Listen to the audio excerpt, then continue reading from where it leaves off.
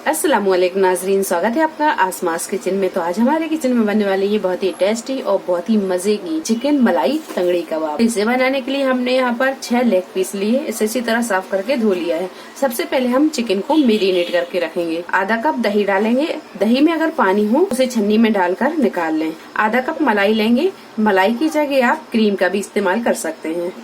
1 teaspoon अदरक और लहसुन का पेस्ट, 3 से 4 हरी मिर्च, इसे हमने मोटा मोटा पीस लिया है।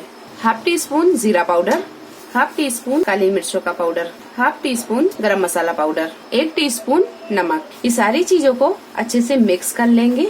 अच्छी तरह मिक्स करेंगे और ये सारे लेग पीसों पर इस तरह के कट के निशान हमने लगा लिए हैं। तो आप भी कट के निशान इस तरह लगा लें ताकि मसाला इसके अंदर तक भर जाए। सारी चीजों को अच्छी तरह मिक्स करने के बाद में इसे हम 4 से 5 घंटे के लिए रख देते हैं ताकि अच्छी तरह मेरिनेट हो जाए। 4-5 घंटे के लिए हम इसलिए रख रहे हैं कि मसाला अंदर तक अच्छे से पहुंच जाए। अगर आपको यहाँ जल्दी बनाना है तो आप इसमें 1 टेबल स्पून कच्चे पपीते का पेस्ट मिला लें। तो इसे हम रख देते हैं ढककर। आप चाहें तो इसे फ्रिज में भी रख सकते हैं या फिर इसे किचन काउंटर भी छोड़ दें। एक पैन में 1 टेबल स्पून के करीब हमने तेल को गर्म कर लिया है। अब इसमें ये लेग पीस हम डालेंगे और ये बचे हुए मसाले को भी इसके ऊपर हम इस तरह लगा देंगे। गैस की फ्लेम को मीडियम टू हाई पर रखेंगे और 4 से 5 मिनट के बाद में इसे हम पलटेंगे। 4 से 5 मिनट के बाद में अब इसे हम पलटेंगे। गैस को यहाँ बिल्कुल मद्दा रखेंगे और इसे हम ढक देंगे और ढककर 8 से 10 मिनट इसी तरह पकने देंगे। बीच में हम 1-2 बार इसे पलट भी देंगे।